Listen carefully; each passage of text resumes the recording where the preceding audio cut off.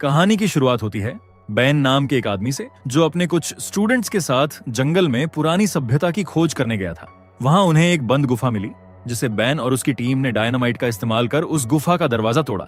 जब वे अंदर गए तो उनकी नजर दीवारों पर बने पुराने ड्राइंग्स पर पड़ी। इन ड्राइंग्स में अजीब निशान बने हुए थे और एक डरावना जानवर दिखाया गया था जो इंसानों पर हमला करता हुआ दिख रहा था। फिर ग्रुप में मौजूद एक लड़की ने वहां की पुरानी कहानी सुनाई। उसने बताया कि इस गुफा में एक डरावना जानवर रहता था जो इंसानों को मार देता था। उसने ये भी कहा कि कई साल पहले एक आदमी अपनी बेटी के साथ इस गुफा में गया था और रहस्यमयी तरीके से गायब हो गया। इस वजह से स्थानीय लोगों ने इस गुफा को बंद कर दिया था। ये सुनते ही पूरा ग्रुप चुप हो गया और माहौल अचानक सीरियस हो गया। इसके बाद बेन और उनकी टीम गुफा के अंदर और गहराई में बढ़े।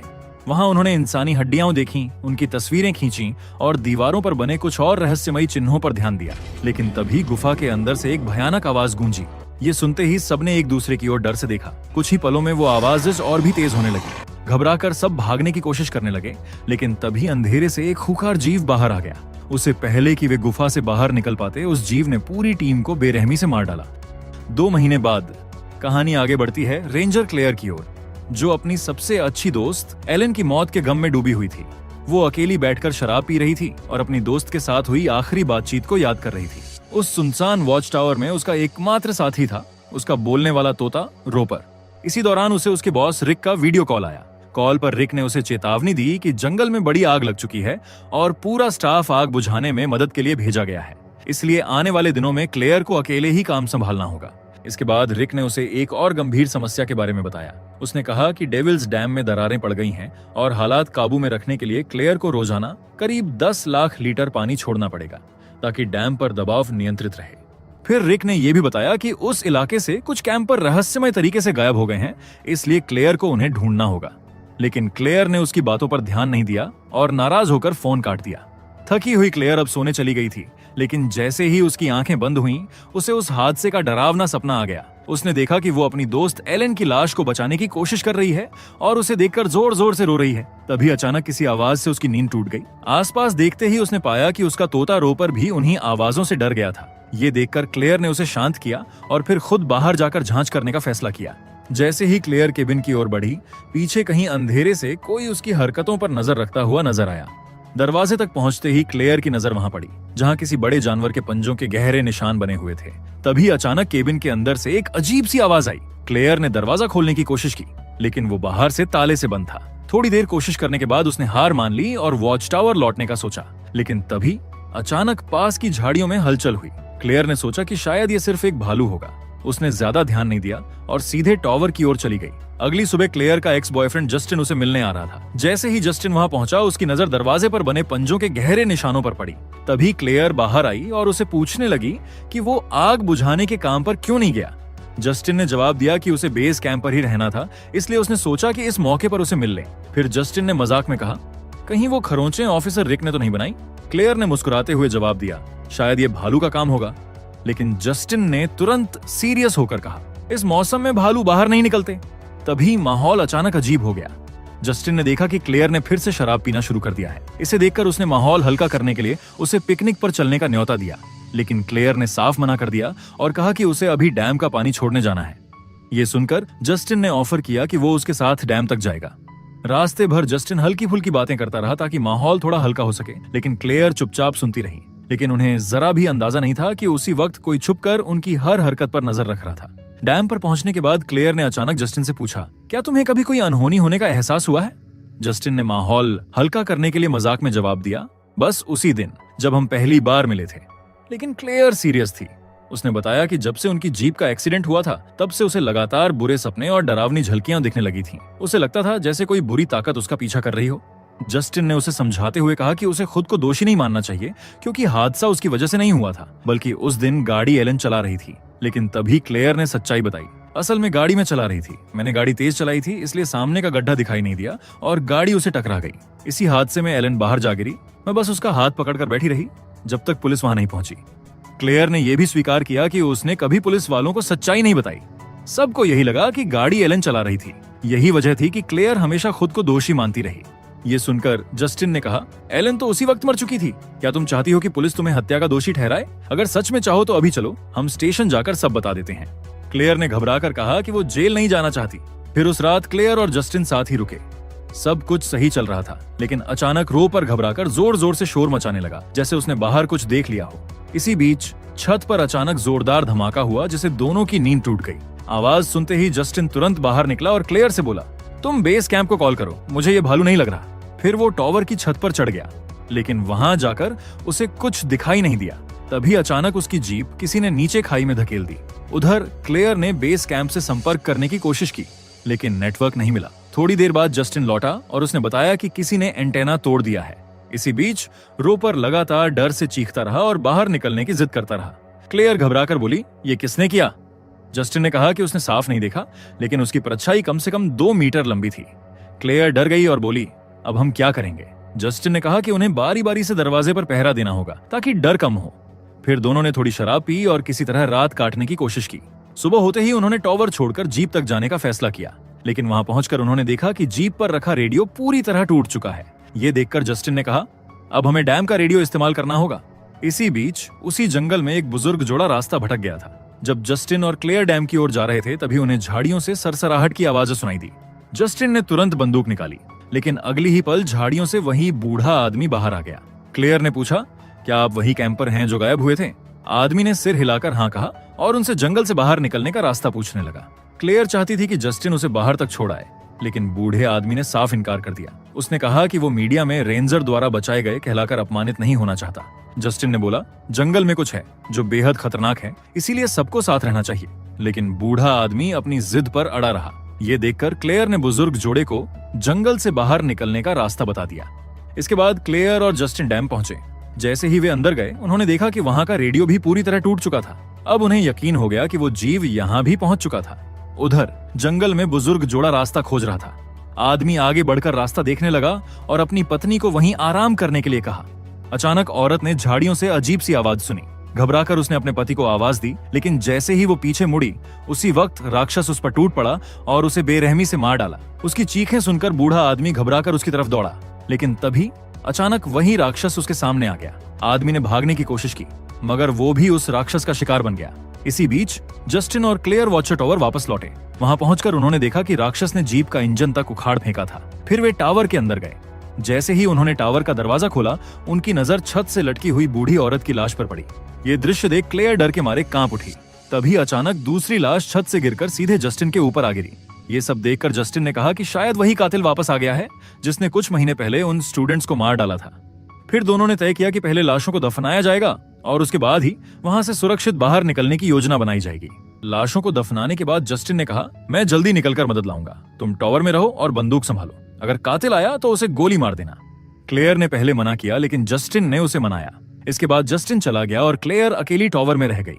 वो रात भर दूरबीन से बाहर निगरानी करती रही और खुद को हिम्मत देती रही कि अब उसे उस जीव का सामना करना होगा। लेकिन धीरे धीरे नींद ने उसे पकड़ लिया और वो सो गई। उधर जस्टिन जंगल से गुजर रहा था। तभी अचानक वही जीव उसके सामने आ गया और कुछ ही पलों में जस्टिन को भी बेरहमी से मार डाला।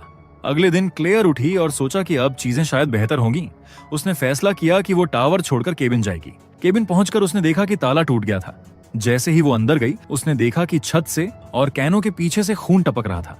जब उसने एक कैन हटा दिया तो उसे जस्टिन का सिर दिखाई दिया। ये देखकर वो डर के मारे चीखी और तभी उसे एहसास हुआ कि राक्षस उसे घूर रहा है। क्लेयर ने राक्षस से कहा कि ये सब बंद करे और फिर उसने जस्टिन की लाश दफनाई।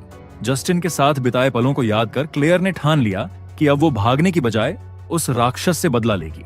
इसके बाद क्लेयर ने कुछ खाना कैनों में रखा और उन्हें जाल और घंटियों की तरह इस्तेमाल किया ताकि राक्षस आने पर आवाज से उसकी मौजूदगी का पता चल सके। साथ ही उसने अपने तोते रोपर से कहा कि वो राक्षस की मौजूदगी का संकेत दे, क्योंकि रोपर उसे महसूस कर सकता था। अब क्लेयर टावर के अंदर उस राक्षस का इंतजार कर रही थी। तभी रोपर ने चेतावनी दी कि कोई आ रहा है।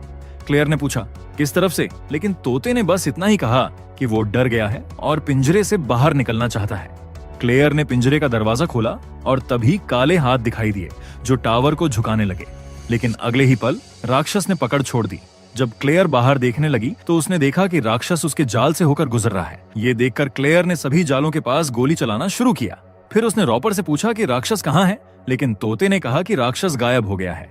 अगले दिन बादलों से भरे आसमान के नीचे क्लेयर ने टावर से उतरने का फैसला किया। जब वो नीचे आई तो उसने देखा कि बीम लगभग टूट चुके थे। फिर वो अपने जालों की ओर गई और वहां उसे किसी तरह की हरी लिक्विड दिखाई दी। उसे लगा कि ये राक्षस का खून हो सकता है। क्लेयर ने रॉपर से कहा कि वो यहाँ से भाग जाए। इसके बाद वो खुद राक्षस की तलाश में जंगल में निकल पड़ी। उसने हरी लिक्विड का पीछा करते हुए आगे बढ़ती रही। रास्ते में उसे कुछ क्राइम सीन के टेप्स भी दिखाई दिए, लेकिन वो रुकी नहीं और उसी गुफा तक पहुंची जहां से कहानी की शुरुआत हुई थी। गुफा के अंदर उसने और भी हरी लिक्विड देखी और उसका पीछा करते हुए गुफा के अंदर तक चली गई। वहां उसे वही ड्राइंग्स दिखे जो पहले बेन ने देखे थे। तभी एक आदमी उसके सामने आया, जिसे देखकर क्लेयर डर गई। वो आदमी बोला कि यहाँ रहना सुरक्षित नहीं है। क्लेयर ने उसे उसके बारे में पूछा, लेकिन आदमी ने कहा कि अब यह सही समय नहीं है और उसे अपने साथ चलने के लिए कहा। आदमी उसे अपने ट्रेलर तक ले गया जो पूरी तरह से बर्बाद हो चुका था। वहां पहुंचकर उसने अपना नाम जोसेफ बताया और कहा कि वो नेटिव अमेरिकन स्टडीज का हेड है। उसने बताया कि कुछ महीने पहले उसके 5 अच्छे स्टूडेंट्स प्राचीन मिथक पढ़ने आए थे, जिनमें उसका पार्टनर बेन भी शामिल था।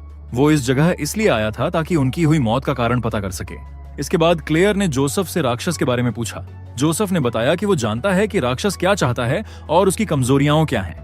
उसने ये भी बताया कि राक्षस नेगेटिव फीलिंग्स की ओर आकर्षित होता है। तब क्लेयर को समझ में आया कि राक्षस उसके साथ खेल क्यों खेल रहा था। फिर जोसेफ ने राक्षस की कहानी सुनाई। उसने बताया कि कुछ जादूगरों ने राक्षस को अंडरवर्ल्ड से इस दुनिया में बुलाया था ताकि उस पर प्रयोग किया जा सके, लेकिन वे इसमें असफल रहे।